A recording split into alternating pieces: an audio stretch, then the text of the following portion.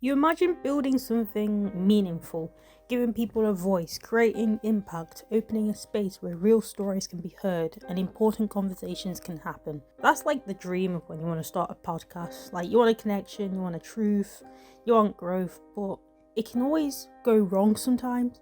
Suddenly the worst kinds of people walk in, the ones who just want to be loud, the ones who want to say things that no one wants to hear. Things aren't thoughtful, aren't helpful, and definitely aren't respectful. They hijack the mic, not to share but to control, and it just makes you wonder, why did they even bother starting a podcast in the first place if they're just going to deliberately piss people off? So pretty much that's what I'm going to be explaining about Podco and the people who made Podco and the people that they platformed to give these people a podcast, because I've watched all of these podcasts and let me tell you something, most of these podcasts I just wish that they were never made because of how bad it is and how poorly the person who created it gave them a chance to even have a podcast when all they did is just do whatever they want with it. So I'm just going to be talking about that. But first of all, we need to talk about who came up with the idea of the podcast. Christy Carlson Romano is an American actress and singer and voice actress. She is best known for starring in the popular early 2000s Disney show on Even Stevens with Shia LaBeouf, Cadet Kelly, where she co-starred with Hilary Duff. She also is the voice of Kim Possible. She was a major Disney star along with other Disney stars you may recognize from your childhood. After her Disney years, she opened up about her mental health issues, financial problems, and feeling lost after her child fame. And she started making a YouTube video where her content was just kitchen throwbacks, where she would invite Disney stars and Nickelodeon stars to cook with her and talk about what they were like working in a Disney and Nickelodeon show. It actually got good views and it became a series on HBO Max. And she did another kitchen throwback where she is cosplaying as Shia LaBeouf, which is just cringy and weird in my opinion. Let's just do it! So let's do it. Let's do it! Let's do it! Let's do it! I know who that is.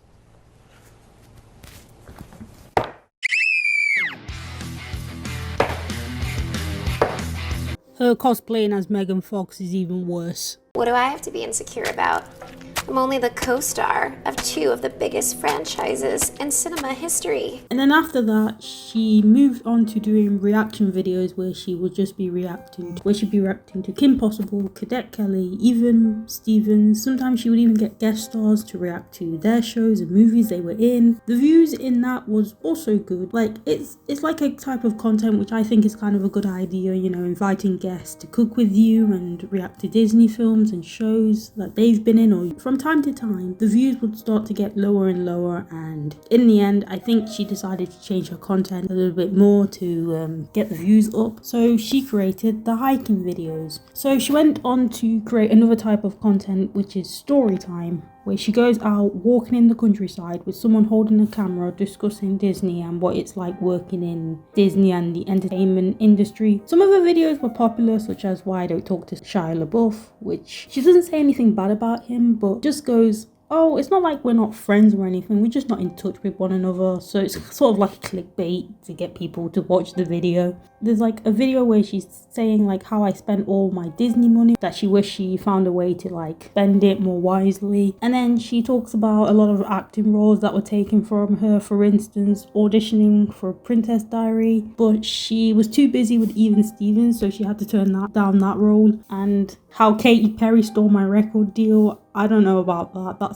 It's a bit of a weird title. I don't know how that happened. I didn't bother looking into that. And then she made videos on Bill Clinton, and I'm like, who cares about Bill Clinton? No one cares about him. Sorry, but no one cares. A lot of people criticized her hiking videos, saying that she was clickbaiting and she was doing this all for clout and money, and it came across as weird, and people were so angry that she was complaining about Shia LaBeouf finding success and she didn't. And her videos got a lot of attention, to the point that people on TikTok were creating parodies of her hiking videos, which I found kind of hilarious.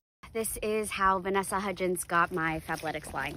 Vanessa and I were pretty similar. She's a cool girl, I'm a cool girl. She was in High School Musical, I was in Influenza the Musical, more because we've never actually met. So are Vanessa and I ever gonna be friends? We could be. So Vanessa, if you are watching this, which I know you are, you can contact my info at ChristyCarlsonRomano.com. And if you don't hold the camera fucking straight. I just tripped over a rock. So yeah, Christy was aware of this and she responded, these hacking videos are parodies. There was quite a lot of tweets and memes that people were initially putting out there about my little vlogs, which I'm like totally impressed with, because I'm flattered if people feel like they want to do some sort of like a version of a Christy Romano vlog, or if they wonder where I am. By the way, I'm walking on the same exact to have about me. But listen, I was never lost in the woods. I was only just making my way home.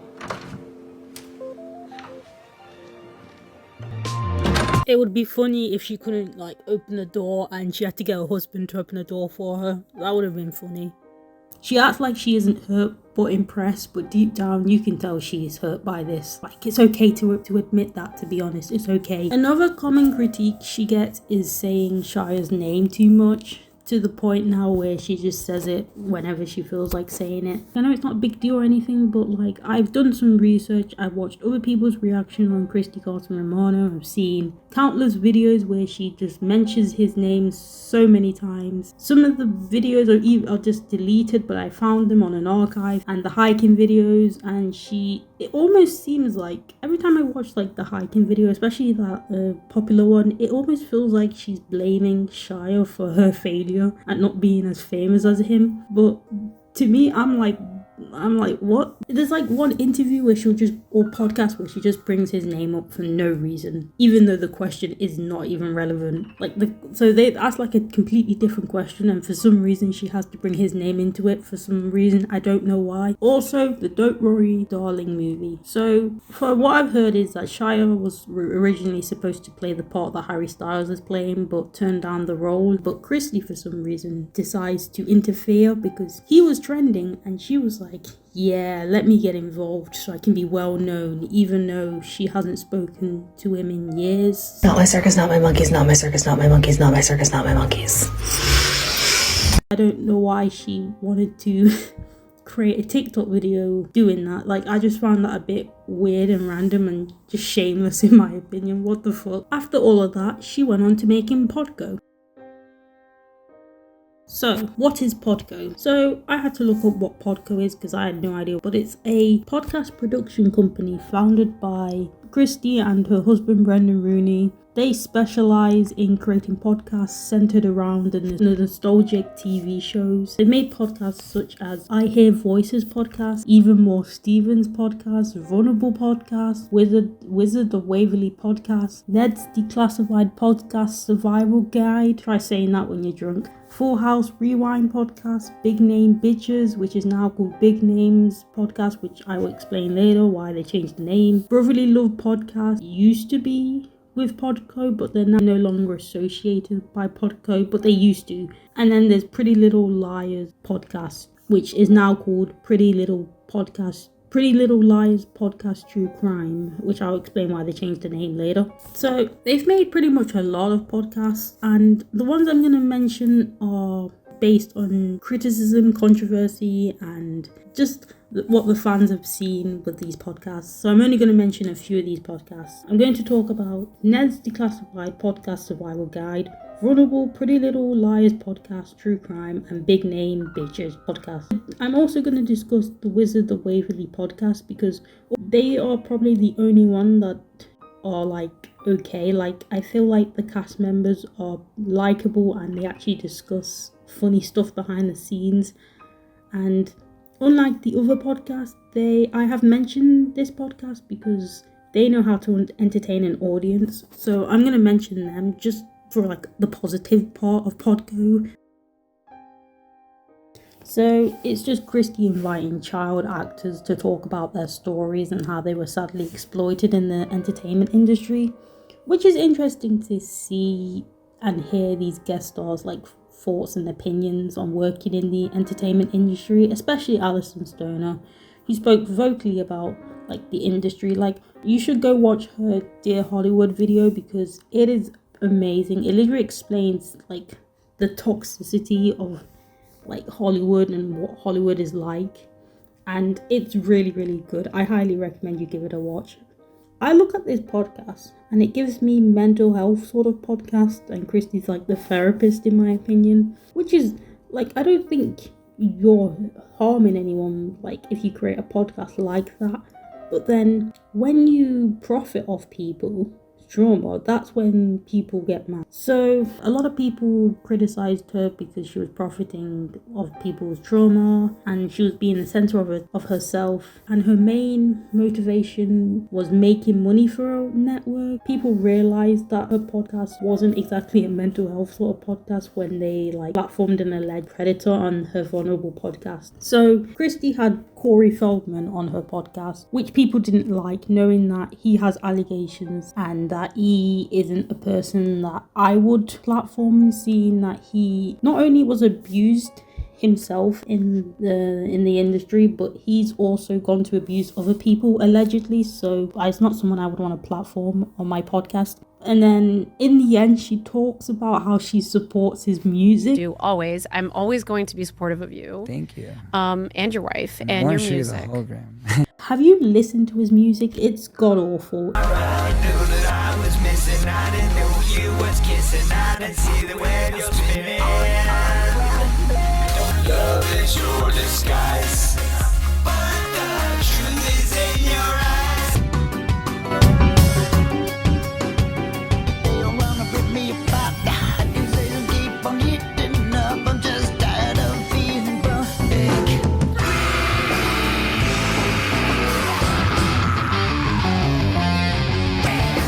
I just got to break free.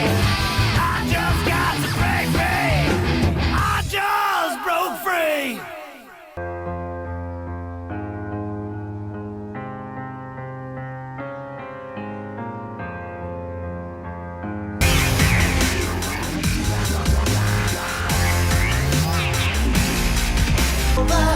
No hope in life, so what you gonna do? So baby, let's go for it. Come on, let's go for it. We're bust into the club, let's start tearing it up. I'm gonna hit the club. You see today, show me love. Let's get it. Cause all she wanna do is work. All we wanna do is work. Now just watch Feldman twerk. All we wanna do is party. Get your hands up in the air. Wave them high side to side. Now just let get it. Say it with me. Get it. Till it go. And there was a victim of Corey Feldman who wasn't happy that Christy platformed a alleged predator. So the victim's friend messaged Christy, but Christy didn't reply. So the victim's friend messaged Alexa Nicholas instead and told Christy, you gotta take down the video because Corey Feldman has been accused of sexual violence and the R word by multiple women allegedly, but she didn't get a response. So she sent screenshots giving her information on who this guy is, but Christy didn't respond, but instead blocked her. And then Alexa tweeted this on Twitter saying that Christy not only just blocked her but also deleted Alexa's episode. Alexa was also a guest star who came in and to talk about her struggles in the industry as well, and was very vocal about Nickelodeon, Dan Schneider, and Christy just deletes her trauma. Wow. So a lot of people weren't happy because not only did she delete Alexis Nicholas's episode, she also had Holly Madison on. She described her relationship with Hugh Hefner and how he mistreated her, and then for some reason Christy brings up Hugh Hefner on her own, and she just talks about it to Corey Feldman and just... That's why she didn't get it. No. That's not how he was? No, not at all. Okay, good. No, that's totally not true. Dispelling the rumors. No, he wasn't like that at all. Yeah, good. It was more like... I never thought of him like that. Now his son is kind of in charge of the stuff. Did you know him? The magazine isn't even... It's not happening anymore, right? It's done. And then people realized that her podcast isn't the podcast that they thought. Like, she doesn't care about survivors. She's doing this for money and clout by profiting off people's trauma. And because of this, she got a lot of backlash for that episode of Corey, and she took that video down. And Alexa called her out on her video about it, saying that Christy doesn't care about survivors and she's just doing this for money. There's a lot of people that have called her out for this type of behavior, and she would just block them, whoever like disagrees with her, because that makes the situation very, very better, doesn't it? A lot of people have called her out for her behavior and that she would just block people who call her out, and she's blocked a lot of people such as Alexa Nicholas. Now, obviously, Lindsay Shaw and Christy, Carlson, Romano blocked me instead of making an apology or reaching out, or not even making an apology to me, but maybe the survivor's friend and the survivor that reached out to Christy, Carlson, Romano. There was no apology. And at first, I was just blocked by their individual pages. So Christy, Carlson, Romano, Lindsay Shaw on Instagram, on Twitter, on TikTok. Now I'm also blocked by the podcasts. So Podco and vulnerable podcasts that I was on, that I shared my, deepest traumas. I got blocked there too. I will live. This is not like, it just is triggering and sad for me, because I spent 2 hours of my life on there, giving my trauma, sharing it, hoping to create change, just to be erased and blocked. Do We Know Them podcast commented on their video saying like something like she deleted it saying that she had to block them for her mental health, and like she won't watch their videos but assume that they are talking about her without like actually watching it, and then just block them for just whatever. Of course, just sees it as we're mean girls that were shitting on her for absolutely no reason, and she hasn't done anything wrong. First of all, wrong. But second of all, very wrong of you to assume in this scenario, because Christy decides she's not gonna bother watching the video she's commenting on. She's not gonna read the caption either. She's just going to immediately scroll the comments because she's like, yeah, fuck them. I'm gonna go join in on the shit-talking circle. Except the thing is, Christy, there was no shit-talking circle. So Bunny, who's Cody's friend, commented in all caps, "in my opinion," and then Cody responded, "allegedly." So they were both making light of the fact that they don't want to get sued by Janet because Janet's a crazy bitch, basically. And Christy Carlson Romano replies on this thread, okay? And she says, "Girl, I had to block them for my mental health. Life's too short." Ma'am? To recap, Christy saw this video, did not watch it, did not read the caption, has no clue what it's actually about, but was like, I can get in on that. I have a connection here. That's what we always called Christy out for, is that she literally draws everything back to herself. She'll not be involved in something at all, like the freaking movie drama. What was it called? Don't Worry, Darling. And she'll be like, wait a second, Shia LaBeouf was supposed to be in this movie? I knew him. It's just like, girl, and please. Cody has like 4 million followers. So this was another situation. She's like, ooh, I can get in on this conversation. Except Christy was sorely mistaken about what conversation was being had and thought that they were shit-talking us. Spoiler alert, they weren't. She thinks like they're haters, but they're not haters, because I've seen their podcast and they pretty much explain that Christy Carlson Romano is a clout goblin, which I agree, but I don't like to use that word. I just say clout. And they put out a lot of valid points about what Christy does. So I highly recommend you watch that section of the video because it's very, very good and funny. Christy Carlson Romano quite quickly got, told, hey, you might want to see the clip, but she deleted this so quickly. She blocked us before we even put out our last episode on her. Okay, so I don't know if she's seen our last episode on her. If you want to block us because we called you cloud goblins, honestly, valid. But that's not why she did it. I'm sure that was a contributing factor, but she did it because she knew that we were probably going to cover the Alexa situation because everyone was tagging us in the Alexa tweets. Otherwise, we hadn't talked to anyone. We hadn't said we were covering it. Painted us as, in her head, obviously, I'm assuming this, as mean girls who talk shit about other women for funsies. And that is not what we do here. And I don't know if I need to scream it from the mountaintops, if I need to write it on my forehead. I love our fellow creators, especially women. Like, I'm not inclined to just fucking despise someone off the bat. Like, that's just not gonna happen. She really paints us as people who just like want to criticize random women on the internet. So someone reached out to her because, do you remember the whole Corey Feldman and Alexa thing I mentioned before?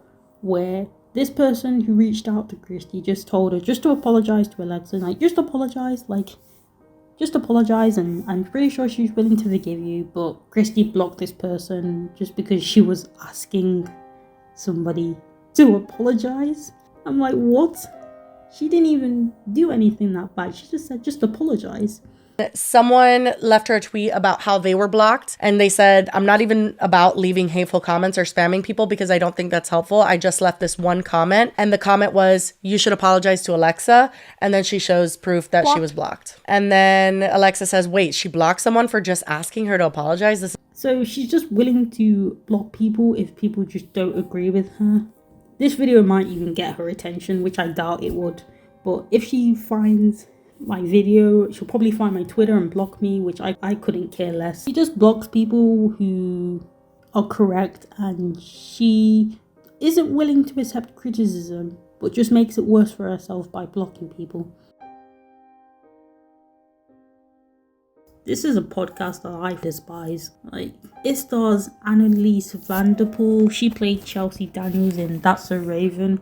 And Christy, Carlson, Romano. They have big names, which is why they called their podcast Big Name Bitches, which is now Big Names. These women, right, talk over each other a lot.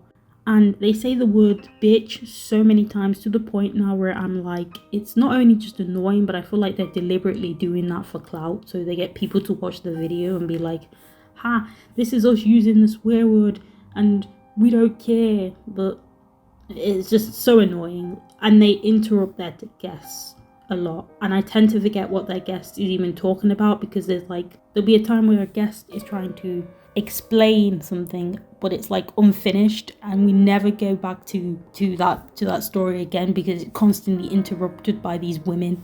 It's just a goofy podcast. Like, it's a goofy podcast, but at least it's better than Vulnerable, because I feel like this show is more like, it's entertainingly bad in a goofy way. That's all I could say. Big Name Bitches was changed to Big Names is because Christy spoke out on a TikTok or something about people that didn't like it because they didn't like them swearing a lot and it triggered people.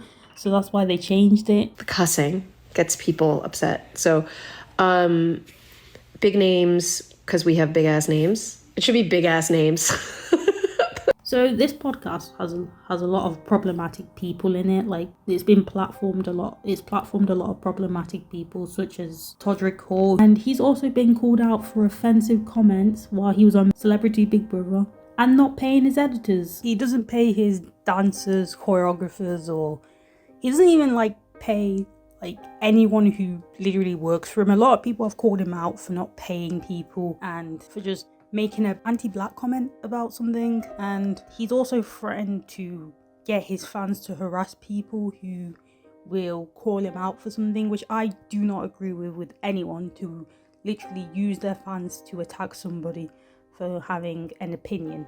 And the statement that he made on Instagram, where he's defending Colleen Ballinger and her actions when she was messaging minors on a group chat, there's times where he's saying friendship is sticking with people you love through thick and thin. And I'm like, if somebody who you're friends with has come out as a groomer or a paedophile or a murderer, would you still be friends with them? Absolutely not. You wouldn't want to associate with somebody like that, especially if your reputation's on the line, because it makes you look bad. And then he's like, no human should define as human by their worst moments. No one wants to live up to that standard. No one. I mean, if one of my friends was a groomer, I don't want to be friends with them anymore, knowing what they have done, because that's disgusting. You don't want to associate with a person like that. So, and then he just goes on and says and compares her to Jeffrey Dahmer and Hitler, and just brings up a lot of irrelevant things that have nothing to do with what Colleen Ballinger has done. And he's like, we should give an opportunity for redemption, right? If she was remorseful, she would have apologized for what she did instead of making that horrible, horrible song, remember? And there's times where he's also mentioning weed and drug dealer, and it's legal in lots of places. And I'm like, that's got nothing to do with what you're saying about Colleen Ballinger. Why are you bringing up weed in that? And then just pretty much just goes on and mentions his uncle, and again, it's got nothing to do with what Colleen Ballinger has done. I thought you were defending her. Why are you bringing irrelevant stuff? And then he's like, she's apologized, but people still want more. That wasn't an apology. That was literally her denying all these allegations and saying that her victims are lying. And also the ukulele thing that she did, I don't know what the hell she was thinking. That was not an apology. That was her trying to say, I didn't do all those things. Everything that's on the internet about me is fake. Which I'm like, Colleen Ballinger was like a 30-year-old woman who knew better than to not message minors or take advantage. And he's just defending her. She was old enough to have a brain to even realise what he was doing. So yeah, this is pretty much just him defending, and then he just goes on saying like Johnny and Cody lied as well. Which they did lie, because Johnny, he took a lot of things out of context about Josh, and then Cody just, I don't know about that stuff, but according to Adam, he said that there were some things that they said that did corroborate with some of the victims' stories, but they did lie, but there were a few things that they did say that corroborated with their story, so I don't know what he's literally on about, but yeah, this is just pretty much his statement, just him defending Colleen, saying that she's an incredible human. And then he just goes on mentioning that he goes to church and that criminals and murderers and sinners are forgiven by Jesus, and just goes on and just mentions a lot of irrelevant stuff. He will just be like, oh, I watched Adam's video, but it's still not enough to disown my friend. What more do you want? There's literally screenshots and evidence that Colleen has done all of these things. Like, everybody has spoke out about her. Not everybody, but like the people that she groomed mostly have all like spoke out saying that this is what she did and just basically took advantage of minors. So what else do you need? But to be honest, no one really cares about her anymore. She's not really exactly relevant anymore. She hasn't got that many views, and because of all of this coming out about her, everyone pretty much hates her. So yeah. So pretty much, who is Todrick Hall? He is a guy that nobody really likes. He is a guy who's pretty much created a reputation where people just hate him. He has like the worst reputation ever. Like, he's been called out with a lot of things. He's done a lot of stuff that are offensive on Big Brother, and he will, like, I don't know, we just let the wrong people famous. We let the wrong types of people famous. He is a scumbag, he's a waste of space, and I fucking hate the guy. So that's who Todrick Hall is, for anyone who didn't know. I actually didn't know who he was, neither, so I had to like look up who this guy was. I watched a lot of videos of what people were saying about him, and I thought it'd be okay if I just like explain to you who this guy is, because this guy has built a worst reputation ever, and also for people who don't know who he is and wondering who the hell I'm talking about. So I kind of found it odd that she platformed a man like that, knowing that he has the worst reputation on the internet, and it makes your podcast look bad because you are willing to platform somebody who is problematic. And then there's like Joey Graceffa and Manny Moore, which I found kind of like okay. I know Christy's like friends with like Joey Graceffa, so it's not like a big deal for me or any of this, but what I found kind of funny with these type of people is, I swear, like, I don't know about Manny, but I feel like, but Joey and Todrick are like friends with Colleen Ballinger, and I guarantee you that if this podcast kept going, they probably would have platformed Colleen Ballinger. That's what I think, and that would have been just a massive red flag. Thank God they didn't.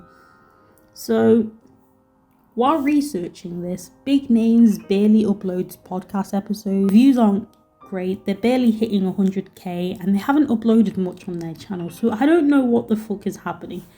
I don't know if they're carrying on with it, or if they're still going. Like, I don't know. Like, they haven't posted anything. So it's safe to say that this podcast is just dead in the water. Which leads me to this podcast. I was debating if I should make a separate video about them, because they have been criticised by a lot of fans for being disrespectful to the Drake Bell story and constantly saying a lot of inappropriate things on their podcast, which I'll explain in a minute, and that they've come across as unlikable and desperate for a reboot, which I will get to in a second. So the cast is Devon, who is played by Ned, Lindsay, who's played by Mose, Daniel, who's played by Cookie. There was a trailer for their podcast and a lot of people were invested by it.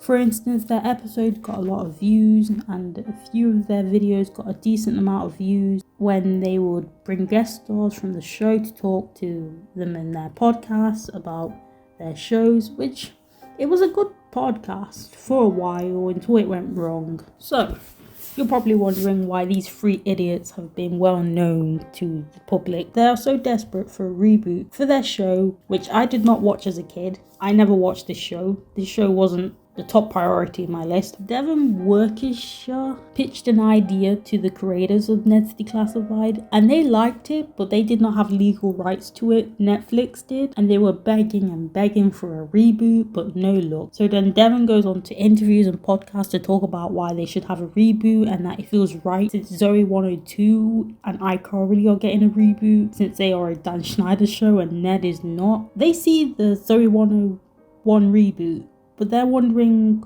oh, why doesn't our show get a reboot? And I'm like, have you seen the fucking reboot of Zoe 102, 101, whatever you want to call it, right? It's terrible. It's completely bad. Like, it's unexplained and it leaves people with so many questions on Chase and Zoe's relationship because the last episode of the season left in a cliffhanger. So people assume they got together. But the movie sucks because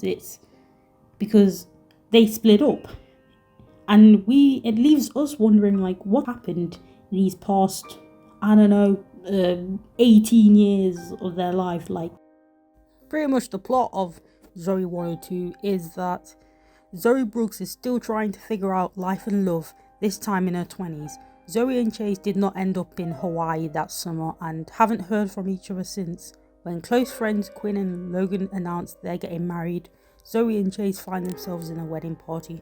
So pretty much, if you watch the movie, Chase is like a teacher in Baltimore, and he's like with his girlfriend or fiance, I can't remember. And Zoe, she's like a director of something. Like, to be honest, I have no recollection of the movie because it was so bad that I tend to forget most of the scenes.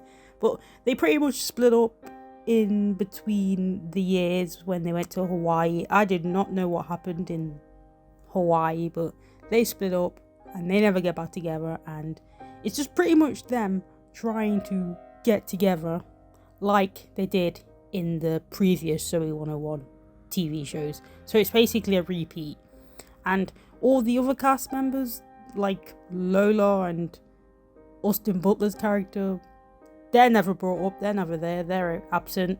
Nicole's not there. She's just everyone that I pretty much liked more than these main characters are just gone.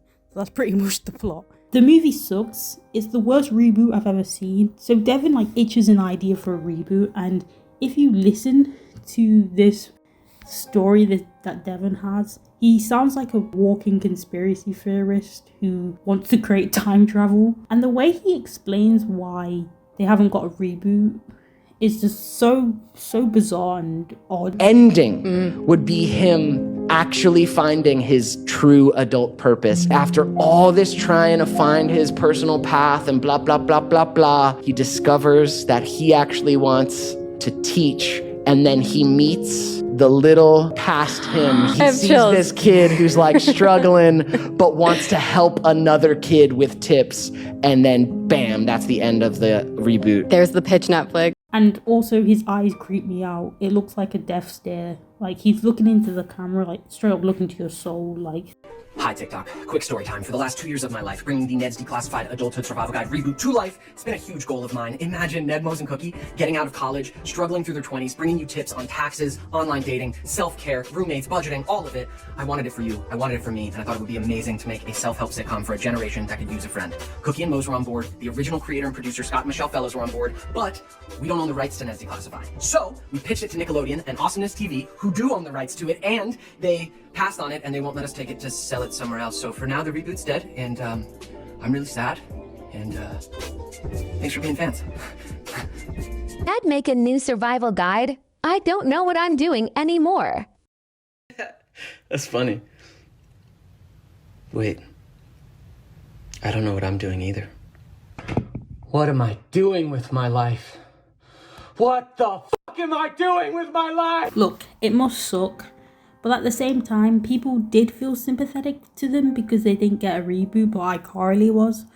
But that wasn't really the main issue why, like, their podcast got popular, why they ain't getting a reboot. There's a lot of reasons why they ain't getting a reboot, but I think one of this is the reason. Like, there is one thing that makes me feel like they're not going to get a reboot anytime soon. So one of the reasons I kept seeing in this podcast, right, is that they got a lot of attention because Devin and Lindsay would just talk about having sex with each other a lot behind the scenes, and they talk about it too much to the point now where people were just getting really, really pissed off. Like, I get it, maybe once or twice, but 8 videos are just them talking about banging each other when they were like 14 or 15. And at this point, they don't even talk about the show, they just stop what they're talking about. The first that I... What is on this podcast? First what? BJ. I actually do. You really want to talk about this on the pod? I just wanted to say that I felt like a failure from that point because he didn't finish. I know. Yep. No. Oh. You didn't. After a moment, he just said, "Thanks, okay," and you got up and you went to the bathroom and you did your thing. No. I don't remember 100%. that at all. So which one do you remember? The one on the couch? No, I remember the one in the backseat of your car. We can't talk about this on the pod. Wow. Dude, yeah, I can't believe... We got busy in quite a few places. Like, there'll be a scene where they are discussing the show, but then in the middle of discussing it, Lindsay would just bring up like a sex joke, and I'm like, just finish the question. Like why do that? Like, dude, I ran through every Ned's cast member before I landed on Devin. Damn. Remember that? The chosen one. Like telling Theo that I liked him, and we like held hands at the movies. He's so mysterious. And Rob. And then Dev was Rob's like, funny. hey. And I was like, fuck you guys. Yeah, it reached that point where you were liked by all the boys. Meaning she had breasts. And people were mad about it, called them out on TikTok, saying that they didn't want to hear that because the show wasn't marketed around that. And Daniel, he's just third wheeling in this situation. Like, he's just hearing like Lindsay getting rolled down by a bunch of guys on set, and Lindsay giving Devin a BJ, and like no one wants to hear that. Like, he's just there, just sitting there. Like, how uncomfortable would you be while researching this? They did date while they were on set, but they broke up. But I don't know if they're still in a relationship because they seem very, very close. And they even did this. So, I don't know. So they've begged and begged for a reboot, but get no luck because they don't own the rights to their show. And at this point, just give up. You're not getting a reboot anytime soon, even if you protested outside the Netflix place, whatever. They've also got involved with Alexa, or like a feud with Alexa on their podcast, because they invited a guest star and was discussing Alexa Nicholas. So if you guys don't know, Alexa Nicholas is a former actress who you may know on Zoe 101, who played Nicole, and she is now a founder of Eat Predators, where she goes out and protests concerts, churches, music places that are protecting predators. Her and Lindsay were best friends, and they had like a guest star on their podcast, and they discuss Alexa wondering what she's doing now, and they call her crazy. And Lindsay talks about how she allegedly punched Alexa's mum on the face because Lindsay wanted to take Alexa out, and her mum was like, no, stay here, like just being a protective mum. And then Alexa responds to these claims, and she denies this ever happening, saying that her mum just didn't want her to go. Hey there, it's me from the future currently editing this video. I don't know why I said Alexa denied Lindsay's claim. So it turns out that it did happen, but Alexa said like Lindsay kind of took it out of context to make it look like it was a big thing when it clearly wasn't. And like I said, she was just being a protective mother and didn't want Alexa to go, and that Lindsay just took a lot of things out of context. So yeah, just wanted to let you guys know to avoid any confusion. Wow, that's when she went crazy. on your Facebook. When she went crazy on me. Chelsea, how old are we? And how old are you talking about when I had Furbies? Like, are you talking about when I had Furbies? Having Furbies, I guess, can be seen to some as crazy if you were 50. But like having Furbies when you're like 11, you're just a kid. What? How did I go crazy on you? And what's so amazing about this is she's throwing around the word crazy, which no one should do, which no one should really do. She's throwing it around, and then the context of it is ridiculous. It's like, it's not even crazy. Alexa just goes on calling Lindsay a bad friend and how she didn't reach out to Alexa when Alexa was abused in the industry and also like was bullied really badly on the set of Zoe 101, and for liking this comment that someone on Instagram wrote about Alexa calling her crazy, and Lindsay just responds to saying thank you. Alexa is a psycho who keeps using bigger names to be talked about. And she has this clickbaity titles on YouTube that are cringy as hell.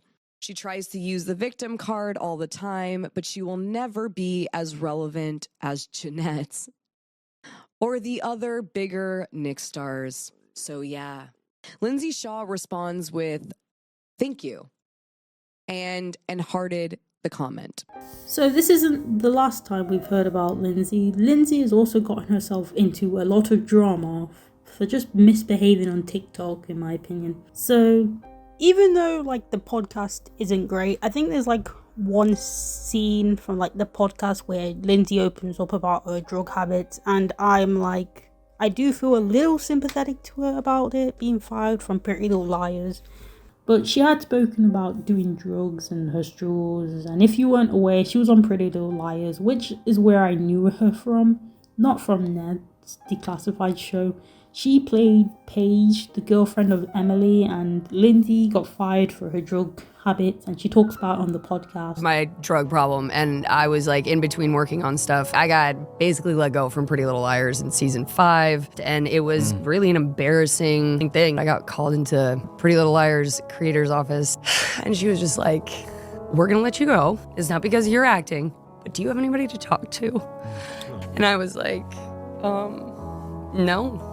And she's like, we'll find somebody. And it was another reason why they're probably not going to get their reboot is because there was a dance move that Lindsay saw Devon do a dance move. It's like a black dance move, like a black content creator's dance move.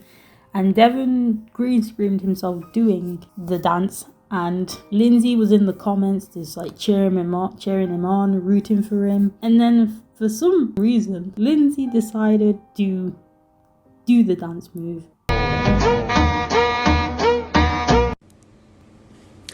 Hey, are we okay? What the fuck is this?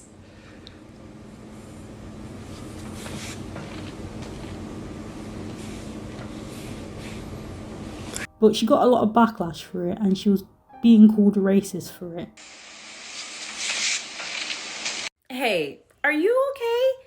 Because you're doing a lot of hating on black content creators and black dance moves for absolutely no reason. Has things been a little tough since Ned Declassified? Or are you still hating on black creators like you used to on Cookie? Just wondering. Lindsay applauds her white co-star when he does the dance.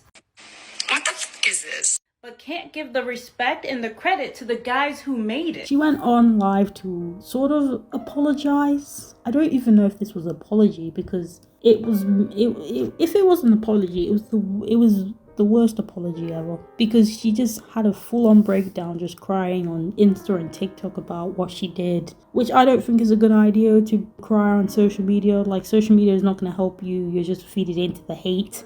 Okay, I did not mean anything in any kind of way. I am learning every day, as I think everybody is. And this kind of hate just needs to evaporate from the planet, no matter who it's directed towards. Crocodile tears, no, dude. Like, this is like my soul out there. If you know anything about what I stand for or what I believe in, you know that it's not this. I am sorry you were offended. I think we all need to vibrate higher for the future. And I know I'm gonna keep learning. I think, like, for my own mental health, I needed to take a step back from social media. Then Devin and Daniel defended Lindsay's scandal, and they created their own TikTok, and it's very questionable. Like, I don't know why they did this. The tears weren't needed. An apology was all that we were asking for. But I'm also going to defend my friend's well-being. Thank you for gaslighting us. We really appreciate it. Daniel, aka Cookie, thought the best way to help Lindsay in this situation was to make a joke about how she can make it up to black people. We advocate for reparations for American descendants of slaves. Daniel also went on TMZ and defended Lindsay and her actions, and he didn't think the video was racist, and he actually advised Lindsay to go and talk to somebody and not to go online and cry, but she did, because Lindsay will just go on the internet to just release her thoughts and anger to the internet if she wants to, which I don't think is a good idea. So she did make another apology where she's not crying, but she was just basically admitting to being a hater on that video. Like, she didn't mean any harm, but to be honest, I think it was better if she just made a statement, because this apology wasn't even better either. With a TikTok that I made of a dance move, I stitched together a video criticizing the dance move and hating on the dance move. This video was made by 3 black men, and the content of the video got skewed towards skin color. And this is what I've learned in a year and a half, and it took me a super long time. Being a hater is not cool at all, no matter what. No matter what you're hating for, no matter, like, I was being a hater, you know? I was being a hater because in my mind, I knew what should have had. It had 17 million likes at the time that I saw it, right? Like millions upon millions of views.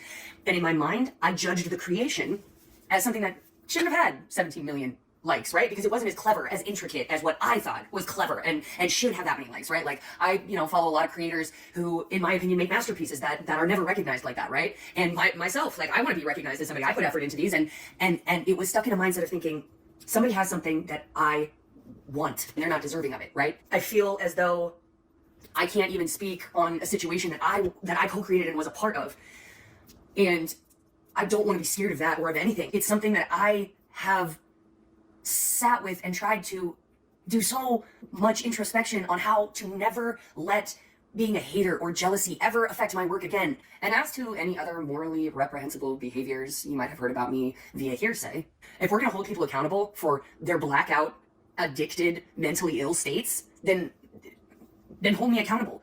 But I am doing living amends to hold myself accountable to that time, right? That whole video of her doing the dance move, I don't think it was racist. I think she was just being a hater, which she even admits to being a hater.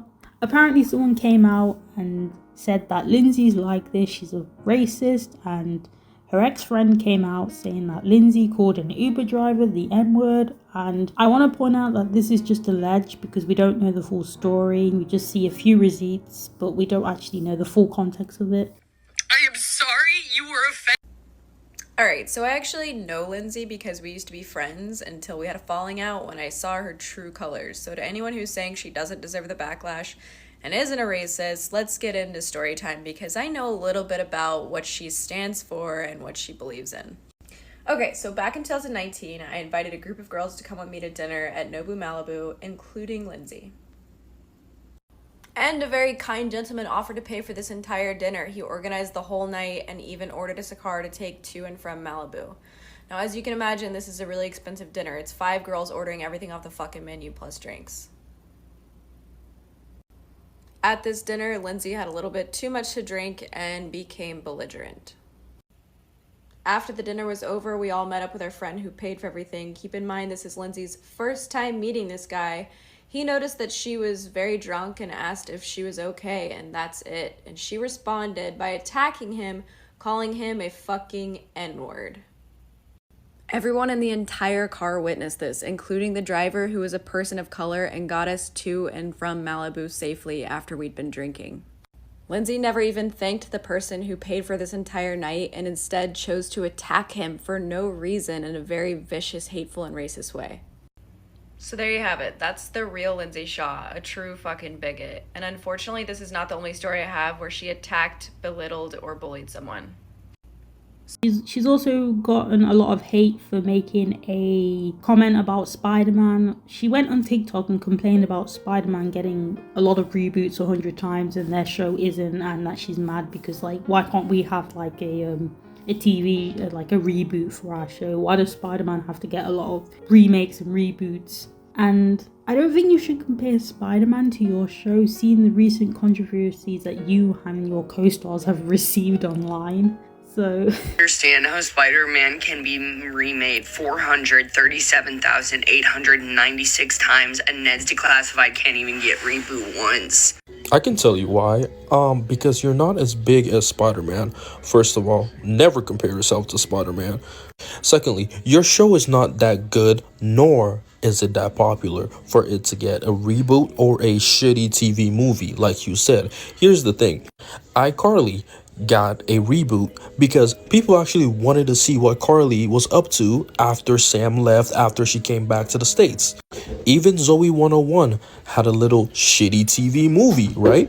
Because those shows were popular and they were in demand. Now, your show, I'm not gonna lie, it was fine for its day. But it's not gonna be rebooted or given a TV movie. And frankly, you don't deserve a show because we know what you fucking did. First of all, the internet never forgets. Let's not forget that. Let it go. It's okay to retire. So Lindsay also had another podcast called Pretty Little Liars Podcast, which is now called Pretty Little Podcast True Crime. Again, I'll explain like why in a second. So Lindsay hosts this podcast with this girl who's called Tamin. I don't know who she is. I don't think I even remember her from Pretty Little Liars. They're not like main characters or anything. They're just side characters. And the podcast was like owned by Podco, where they just talk about their time on the show, watch videos of Pretty Little Liars stuff from the past. This led to negative publicity backlash against the new podcast, as fans felt that their voices were being ignored or something. There was like another podcast with the same name doing the same content, and the Pretty Little Liars podcast host Carolyn Cornell went on TikTok to explain how the actors from Pretty Little Liars were stealing their podcast name despite hosting their shows for 2 years. And she said that her and her sister Phoebe started their podcast, The Pretty Little Liars, 2 years ago, and so far, and has like over 100 episodes published, as well as merch available for fans to buy. And also because Podco's Pretty Little Liars got a lot of views than them, which is like making people like not notice their podcast, because they're gonna think that Podco Pretty Little Liars podcast is like the original podcast, but in reality these two sisters actually came up with the name first. So the controversy sparked significant discussion and criticism online, with many fans expressing their dissatisfaction with the new podcast and the lack of regard for the original creators. And then Tamin made a statement in response to the allegations and a video explaining that they have seen the video and responded to the controversy, and that they are now going to change the name to Pretty Little Liars True Crime, because I'm guessing they want to avoid further negative publicity, in my opinion. Like, I don't think the hosts are fully to blame for this. Like, I don't think it was even Tamin or Lindsay that did this. I think it was Podco. Like, I feel like Podco should have just checked the name and the content idea before they decided to launch a podcast called Pretty Little Liars Podcast without knowing that the name was already taken. In the end, it's just a podcast, just like any other YouTuber who makes podcasts to make money and pay their bills. Like, I get it, it's a big deal for them. But Podco, next time you should check before announcing a podcast name that has already been taken, to prevent this type of situation happening on the internet again. Like I said, this cast member is likable, and unlike Ned, they don't discuss about sex all the time. And they actually talk about the show, and I found that this show is it's not like a reboot or anything, but it's just like a spin-off series, and they are happy about it, and I feel like they would be welcomed. Like, they're not going to be in the spin-off, but they'll be welcome to be in the show if they wanted to be in it. And they seem okay that the show is getting like a spin-off series. This is probably the only podcast, Podco, that I actually enjoy watching. The rest are just hell for me when I was doing my research for this video. Going back to the Ned podcast, right? I put this one separately because there's like a lot to talk about. The Ned's cast were criticised for making fun of the Drake Bell story on Quiet on Set. So if you guys don't know, Drake Bell opened up about being essayed by Brian Peck and that Brian Peck was manipulative, and Drake's dad was actually suspicious of Brian's behaviour because Brian was being too touchy-feeling towards Drake Bell.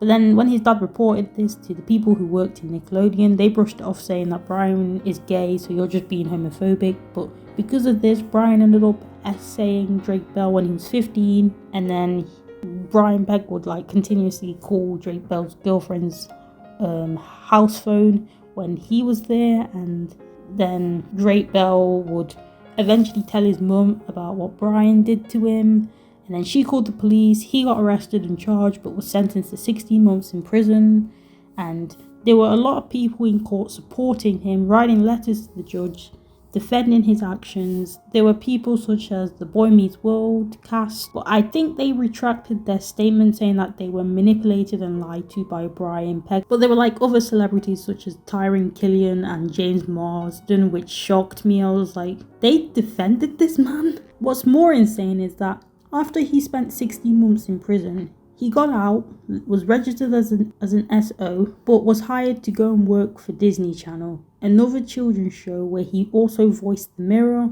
on The Sweet Life of Zack and Cody, but was fired because they found out what he did. And why aren't they doing background checks before employing this man? I do not know. So the reason why I brought this up is because these three went on live and made fun of the situation, well, Devin did, and the others were just laughing in the background. Daniel, we told you never to speak about that. Back in your hole, Daniel, and give me your holes. Sorry, we shouldn't joke about this. We really shouldn't. This is awful. Why are we doing this? Because this is about us. Listen, our set was not like that. And no, it's fucking awful. The Drake Bell shit is that's crazy to hear. That is fucking. So it's okay for you to make us feel sympathy for you guys for not having a reboot, and for what Lindsay Shaw went through, her drug problems and having a breakdown online for being racist. But when it comes to a situation this sad on the Quiet on Set documentary, you make fun of the situation. And yes, Drake Bell called them out for it, and yes, they apologized in the worst way possible. If you haven't seen what's going on, we were on a TikTok live being asked to comment on the Quiet on Set documentary, which we hadn't seen. And super shit joke came out that was referenced at Daniel and looked like I was talking about Drake, and it all overlaps, and we fucked up. I get it.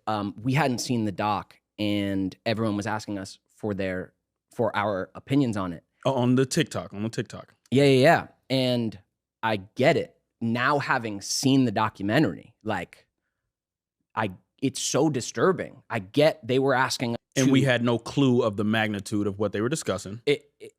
We're also multitasking. I'm sitting there editing the sound. I thought we had lost all of the footage. Now we've watched it, and I get it.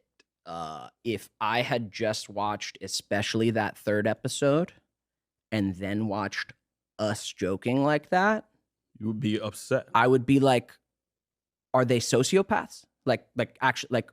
Is something wrong with them? Mm-hmm. So their excuse is they didn't watch the documentary, so they had no idea.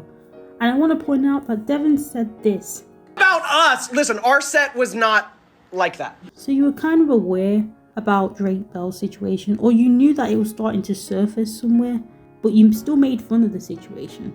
Even if you didn't know about it, it's not the joke that you made in a situation like this. We saw what Devin Werkheiser did last night, which was beyond inappropriate, and that's been the culture, honestly, when it comes to Ned's Declassified in general. I've had some issues with them in the past about how they behave and how they speak about survivors. People started hating them for this, and their comments were just filled with negative comments about what they said on live. And them getting a reboot is pretty much not going to happen, seeing that they are willing to make fun of people who have been a survivor of abuse. They need to put an end to TV sitcom rewatch podcast because the cast of Ned's Declassified has ruined it for everyone. The show has proven to be a net negative for society, as they'd much rather talk about their sexual escapades as young teenagers rather than the show itself. With the recent clip of them making light of Drake Bell's trauma going viral, you'd assume that they'd go to their platform and take full accountability for their actions, but they failed to do so. We were on a TikTok live being asked to comment on the Quiet on Set documentary, which we hadn't seen. We fucked up, I get it. We hadn't seen the doc. Now having seen the documentary. You had no clue of the magnitude of what they were discussing. We're also multitasking. I'm sitting there editing the sound. Yeah, guys, I think we need to break out the ukulele and try that one again. To summarize that whole clip, they're pretty much just claiming ignorance for 2 minutes straight, which I don't think anybody's buying because they know what the documentary's about and they've heard about what happened to Drake Bell. Obviously, if they hadn't seen the doc, they don't know the magnitude, but I don't think that changes anything. When making an apology, rule number 1 should always be to not make an excuse about anything, let alone in a public apology, because you will not seem like you're being genuine. And based on the controversy they have had on their own podcast, the Lindsay Shaw drama, as well as Drake Bell's story, it's safe to say that they aren't getting a reboot anytime soon. And I also feel like Lindsay Shaw had like a good opportunity in Pretty Little Liars. Like, who knows where she could have ended up in. Like a popular movie moving forward from Ned's Declassified School Survival Guide show. Yes, she had drug problems and controversies, but I look at people like Lindsay Lohan who have had a troubled past, like, drugs and that. She found a way to revive her career in acting, and people love her for it. Seeing that she's not only just an actress, but she's like a mum now, so she found a way to keep her reputation going in the public eye. But with Lindsay Shaw, she's just willing to keep Ned on a pedestal, waiting for a potential reboot that is just never gonna happen. And that just goes for Daniel and Devin. They all want to keep Ned. They still want to relive the time they were teenagers. And I'm like, how are you supposed to grow if you keep living in the past? You're not gonna grow if you're gonna keep living in the past. And to me, it's just cringy. Another thing as well, they act like they're broke and that they don't have a job or anything, and no one's gonna hire us. These people are like, let's make a podcast where we make money and stuff from it. And I'm like, well, you guys are actors. You're not, unlike Devin and Daniel, which I don't know what movies they've been in. Lindsay had a pretty good role in Pretty Little Liars, and she wasn't even a bad actress. She was actually an okay actress. So I don't know why they are using their podcast as a way to, as an excuse to not go out and find an actual job, go and carry on acting. To me, I just find it a bit lazy, in my opinion. I found out that Ned's Declassified Podcast have announced that their podcast has come to an end and they are no longer working with Podco. So I had this theory where Christy saw the Lindsay Shaw drama and the Quiet on Set issue and wasn't happy with what the Ned's cast members were doing and their behavior, so she allegedly fired them to avoid negative comments and publicity and stuff. But it wouldn't make sense, seeing that Podco was shutting down the same time that Ned's podcasts were announcing their podcast was coming to an end around the same time. So I was like, oh, okay, so that's a bit strange. And it also didn't help that Lindsay made this TikTok giving a hint of what happened between her and Christy.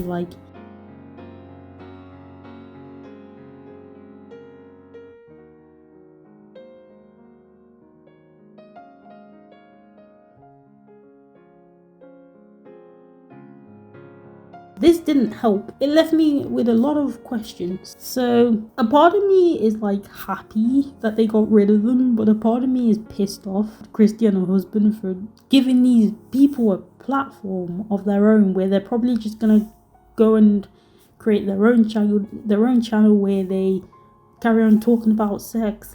You started that shit and you ended it in the worst way possible. So as of now, I do see Ned's Declassified School Survival Guide still uploading videos, but they're not getting a lot of views.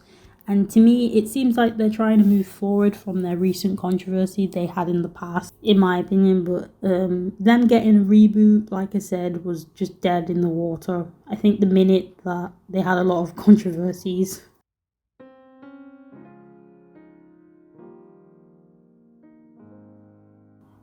The episodes were just getting sloppy and repetitive. Guests didn't always deliver compelling stories. Like I said, with big names, the guests would just constantly be interrupted by either Christy or Annalise. And Annalise sucks at giving... I don't think she knows how to interview someone because it's really, really bad. And there'd just be unfinished stories and sentences. The format got confusing. There was just a mix of rewatch, casual chats, random pop culture. Like the Ned's Declassified, they wouldn't even be talking about the show. They just call Alexa crazy for protesting against Nickelodeon and just talking about effing each other. Like talking about having sex a lot. Like nobody wants to know. It felt more like a content factory than a passion project, which... Here's why it explains why Christy joked Corey Feldman after having Holly Madison on the show when people realizing that she's fake and that this is more of like a money grab than actual giving a damn about actual survivors, in my opinion. So I think that's what happened to Podco and the negative reviews it got. I don't know, and why. That's why I think these podcasts fail, because they in deep down, right, they suck. They actually suck. They're really, really bad. This leaves me to my last point. Been wondering, what the hell happened to Podco?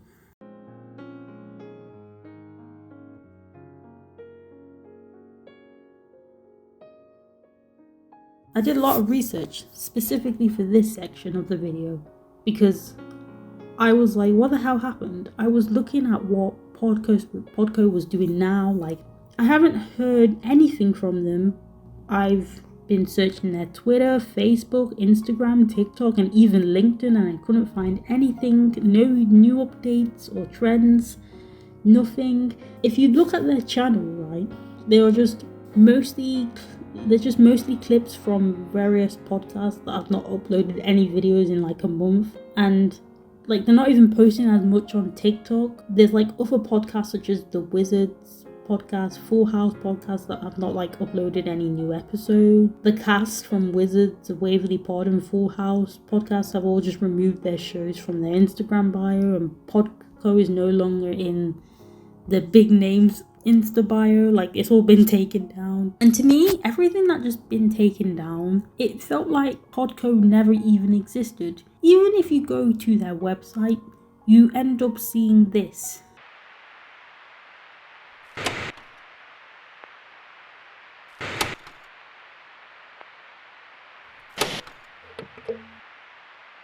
I mean, just look at this. Not gonna lie, it terrified me. The only thing I found is this Reddit post saying that Christy went out of business with Podco due to money problems or something. I don't know what's happening with it. Nedscast made this video confirming that they are now independent and they are going to make their own podcast. They just need to find a plan. And just like the Brotherly Love podcast, they're also doing their own thing. I do not know what is happening with Podco because there's no updates, there's nothing new. I should feel sad for Podco, but I'm not. Maybe for the Wizard of Waverly podcast, but the other podcast that I mentioned, no, you create a vulnerable that is a fraud in my opinion. Ned's Declassified, you gave them a platform where they will just do whatever they want on there and just annoy a lot of people without suffering actual repercussions for their behavior. And the only repercussion I think I could see that they ended up suffering was the fact that they weren't getting a reboot. So we can assume that Podco has come to an end and her and her husband are no longer broadcasting Podco, and may this forever be buried and never to be repeated again. Well guys, what a journey. Appreciate you sticking around and listening to what I have to say about this, because this is something I've actually wanted to discuss about for a long time. Thank you for watching my videos on this. Like and subscribe for more videos, and I will see you guys soon. Bye.